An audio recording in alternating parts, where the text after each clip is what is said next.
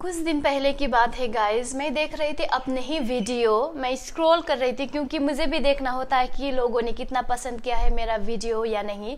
तो जैसे मैंने देखा कि मेरा एक वीडियो पे था 50K व्यूज़ और देखते ही देखते वो 60, 70, 80 और 90K तक पहुंच गया। तो मुझे लगा कि एक वीडियो तो ज़रूर बनता है उसके ऊपर। So guys, what's up and welcome back to my channel which is Amoni Rai और मैं हूँ आपकी दोस्त Amoni. So guys, thank you for watching my video, मुझे झेलने के लिए कुछ टाइम तक। और आप लोगों ने यदि सब्सक्राइब नहीं किया है मेरे चैनल को तो please go and subscribe right now, क्योंकि अगर आप जा रहे हो इजराइल तो आपके लिए बहुत इंफॉर्मेटिव वीडियो मैसेज देना जा रही हूँ आप लोगों के लिए इन फ्यूचर ऑल्सो। सो आप लोग सब्सक्राइब कर सकते हो अगर आप लोगों ने ऑलरेडी सब्सक्राइब किया है तो thank you very much for supporting my channel. So guys, कुछ दिन पहले वो वीडियो था जिसमें मैं कर रही थी, शायद आप लोगों को थंबनेल और सबटाइटल देखकर पता चल चुका होगा कि मैं किस टॉपिक पर बात करने जा रही हूँ। और आज बारिश भी हो रही है तो थोड़ा मौसम ठीक ठाक है। हमेशा की तरह गर्मी गर्मी बोलती हूँ लेकिन आज इतना गर्मी नहीं है, बारिश हो रही है बाहर और लोग अम्ब्रेला लेके जा रहे हैं। सो गाइज, वो वीडियो में इतना ज़्यादा लाइक 90K मतलब 90,000 लोगों ने देखा है वो वीडियो। तो मुझे ऐसा लगा कि वाह, अगर इतने लोगों ने सब्सक्राइब किया होता तो क्या होता मेरे चैनल में। सो एनीवे, जोक अपार्ट, अगर आप लोग करते हो तो भी ठीक है ना, आई डोंट माइंड। सो यही बात करने जा रही हूँ गाइस, जो इजराइल में जो काम कर रही थी मैं उस वीडियो में सुबह से लेकर शाम तक। अगर आप लोगों ने ये वीडियो नहीं देखा होगा तो मैं इसके लिंक डाल दूंगी अपने डिस्क्रिप्शन में। सो वहाँ पर मैंने उस वीडियो में सुबह से कैसे मैं उठती हूँ या अपने एम्प्लॉयर को कैसे खाना देती हूँ, उसके बाद लंच, ब्रेकफास्ट, डिनर, रात तक काम करना, फिर कपड़े सुखाना, ये सारे चीज़, बर्तन वर्तन सारे चीज़ मैंने कवर किया जितना हो सके। वो सारे तो नहीं लेकिन हाँ जितना हो सके, लेकिन एक दिन में उससे ज़्यादा भी हो सकता है काम, कभी कभी उससे कम भी हो सकता है। तो उस वीडियो को लेकर मुझे लगा कि इतना ज़्यादा क्यूरियोसिटी लोगों के मन में, तो आज वही बात करने जा रहे हैं गाइस। सो इजराइल में जो काम है ऐसा ही है, हम लोग घर के अंदर ही रहते हैं और ढेर सारे लोग हमें पूछते भी है लाइक भन न के हुन्छ, कस्तो खालको काम हुन्छ भनेर you always asks, nut always but sometimes. और ढेर सारे लोगों का वो वीडियो देखकर भी ऐसा होता है कि मेरे मुंह से ही सुनने के लिए वो लोग कॉल करते हैं। तो मैं बता देती हूँ सारे चीज़ और आज सारे लोगों को बताती हूँ कि इजराइल का काम। सो जो ये काम है जो इजराइल में, first of all let me clear you about this. Israel के लोग जितने भी होते हैं ज़्यादातर, अगर हम लोग कंपेयर करें अपने इंडिया के पीपल के साथ, तो हम लोग एल्डरली पीपल को देखते हैं इजराइल में। तो यहाँ पर भी जो एल्डरली पीपल है, यहाँ पर लाइफ स्पैन कितना होता है इंडिया में, अगर हाईएस्ट बोलूँ तो कोई 100 ईयर्स जाते हैं, लेकिन ज़्यादातर 80 और 70, जैसा मेरा फादर भी था 70 की लाइन में, वो गुजर गए साल पहले। तो ऐसा ही है लाइफ स्पैन इंडिया में, 70, 80, 90 के अंदर हमारे जो बुजुर्ग होते हैं गांव घर में या अपने फैमिली में, वो लोग चले जाते हैं। तो इजराइल में थोड़ा सा डिफरेंट है वहाँ के लाइफ। जो ओल्डरली पीपल होता है वो लोग 100 से लेकर 105, 108 ईयर्स तक जिंदा रहते, कभी कभी तो 110 तक जाते हैं। तो विच इज़ वेरी रेयर, 110 तो रेयर है लेकिन 100 तक ज़्यादातर लोग जाते हैं, 99 तक। अगर आप लोग मेरे एम्प्लॉयर को ही देखोगे तो वहाँ पर आप देख सकते हो उस वीडियो में, जो पुराने वाले वीडियो में वो थी 96, 97 और वो चलती थी खुद से ही, बाथरूम कर जाती थी, सारे चीज़ वो खुद से ही करती थी। तो ऐसा ही है इजराइल के लोगों का।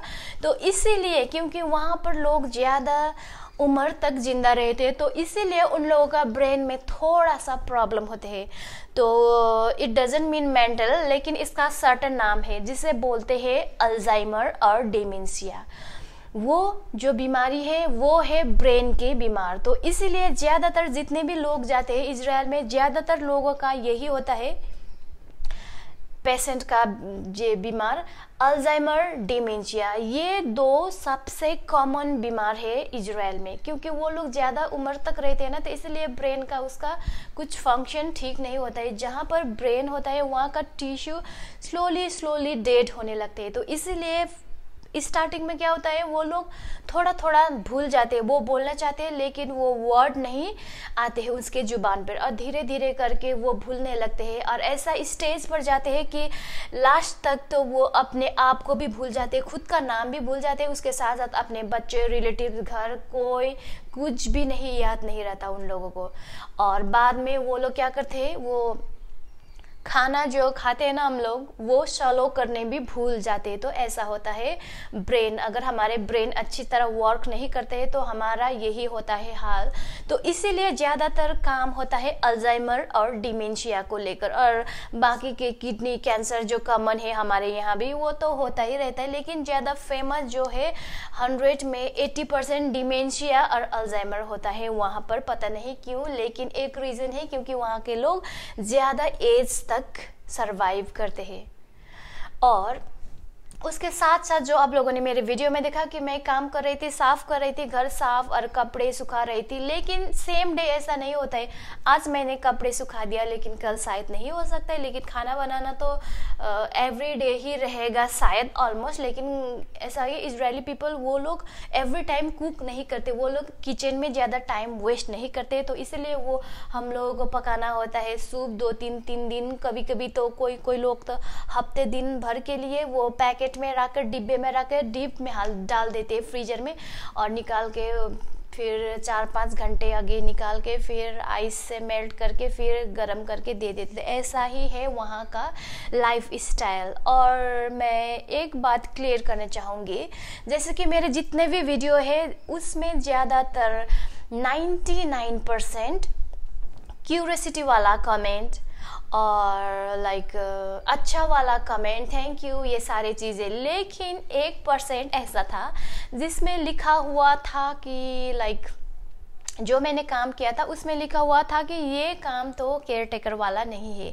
ये काम तो है हाउसमेट वाला। तो मैं यही बोलना चाहूँगी, अगर आप मेरे वीडियो देख रहे हैं तो मैं यही बोलना चाहूँगी, जो हाउसमेट हो या केयर टेकर हो या चाहे कुछ नाम दे दो, लेकिन इजराइल में जितने भी लोग जाते हैं वो एम्प्लॉयर के साथ अकेला ही रहना होता है, लेकिन वो हाउसमेट, ओनर, सर्वेंट के सारे काम खुद ही करना पड़ता है। सारे बोझ हमारे कंधे पर ही होते हैं। अब खाना पकाओ, अब हो गए सेफ, अब कपड़े धो, अब लॉन्ड्री वाले हो गए, अब घर साफ करो, अब ये हाउसमेट, सर्वेंट, सारे चीज़ अब टैग दे सकते हैं केयर टेकर वालों के, लेकिन हम लोग माइंड नहीं करेंगे। और कभी कभी मेरे मुंह पर ही बोला है किसी ने कि ओ ये केयर टेकर वाला काम, ये तो दूसरों की ये गंदा पॉटी साफ करने वाला काम, टॉयलेट्स क्लीन करने वाला काम, और ये क्या होता है बर्तन मांजने वाला काम, जो ऐसे काम करके क्यों इतना करते हो। तो मैं यही बता दूं, काम छोटा हो या बड़ा हो, इससे हमें फ़र्क नहीं पड़ना चाहिए अगर हमारे सैलरी अच्छे हो तो। अगर वो दूसरे की पॉटी साफ़ करे या दूसरे के डाइपर ही क्यों ना एवरीडे देखना पड़े, अगर सैलरी अच्छा है जो आप लोगों के कॉन्ट्रैक्ट पेपर में है तो उसी हिसाब से आपको दे रहे, या फूडिंग में कमी नहीं है, सैलरी ठीक टाइम पर देते हैं, तो आप लोगों के लिए प्रॉब्लम नहीं है। और ऐसा नहीं है कि सारे लोगों का एक ही जैसा काम होता है। जैसे आप लोगों ने देखा कि मेरे एम्प्लॉयर तो खुद चल सकती है और वो बाथरूम साथरूम टॉयलेट सारे अकेले ही करते हैं और वो शर्म भी मानती थी, लेकिन ऐसा नहीं होता है। कभी कभी बेड रिटर्न है तो सारे चीज़ जैसे मेरे कमेंट में आया था वैसे ही सारे चीज़ करना होता है, क्लीन अप। तो इसमें घबराने की कोई बात नहीं। आप लोगों को, हम लोगों को क्या सोचना चाहिए, ये तो मेरा बच्चा है, ये तो मेरे बेटी है, ये तो मेरे बेटा है, तो इसीलिए मुझे क्लीन अप करना चाहिए। और वो करते करते हम लोग फ्री में भी नहीं कर रहे, बाय द वे हमें मिलता है उसका पूरा एडवांटेज। और अगर ये हमारे बच्चा है तो हमें एक फीलिंग भी आएगा, अच्छा वाला फीलिंग। और कोई सोशल वर्क करने तो नहीं गए हैं, लेकिन काम है करना होता है, ये ऑलरेडी हमें पता होता है पहले से ही।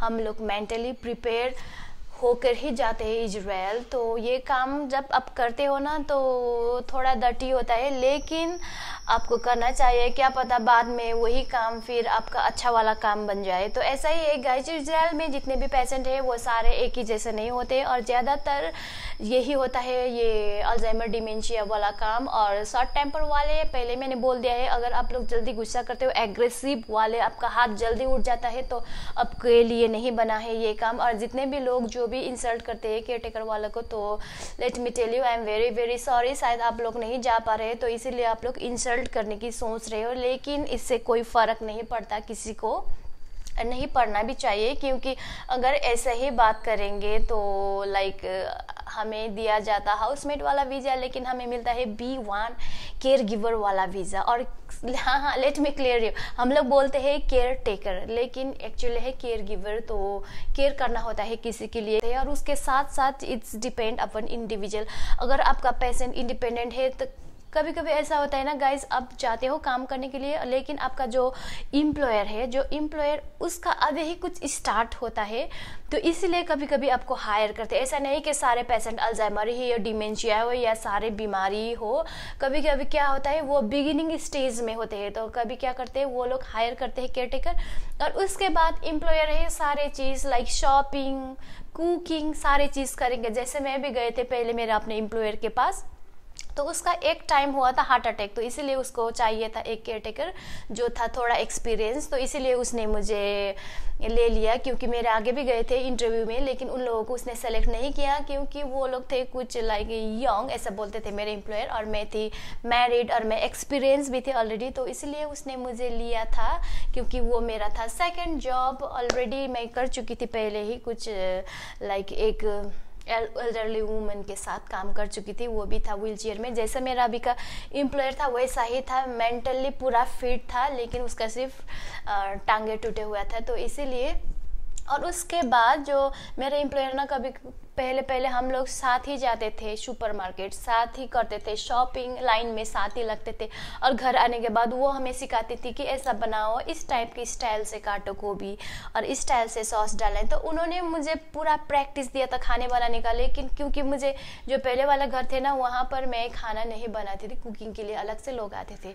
और उसके बाद जो मैंने ये सेकेंड एम्प्लॉयर के पास गई, वहाँ से मैंने हिब्रू सीखा। बाय द वे उन्होंने ही मुझे गाइड किया। ये सब बोलते हैं प्रेजेंट टेंस, पास्ट टेंस, ऐसा करके उन्होंने मुझे फिर जेंडर भी, क्योंकि जो हिब्रू लैंग्वेज है ना, उसमें जेंडर बोलने के साथ साथ जेंडर भी लाइक डिफरेंस करना होता है बोलते हुए भी, तो ऐसा था। और हम लोग बोलते हैं ना, कहाँ से आ रहे हैं आप, तो लड़की को भी लड़का को भी सेम बोलते हैं, लेकिन इजराइल में ऐसा नहीं बोलते हैं। लड़का को कुछ अलग से बोलना होता है और लड़की को भी कुछ अलग से बोलना होता है, एक ही सेंटेंस, लेकिन वो जेंडर देखकर हम लोगों का सेंटेंस आना चाहिए। तो ये सारी चीज़ हमें दिया था ट्रेनिंग मेरे एम्प्लॉयर ने, and thanks to her, she is still alive. और मैं शुक्रिया करना चाहूँगी उसको बार बार, क्योंकि उन्हीं की वजह से आज मैं यहाँ हूँ, जहाँ हूँ, जैसे हूँ, खुश हूँ, उन्हीं की वजह से हूँ, और मेरा हार्ड वर्क ऑफ कोर्स, और मेरा फैमिली का भी सपोर्ट। लेकिन जो मैं बात बता रही थी वो मैं स्किप कर गई, तो let's get back to the point.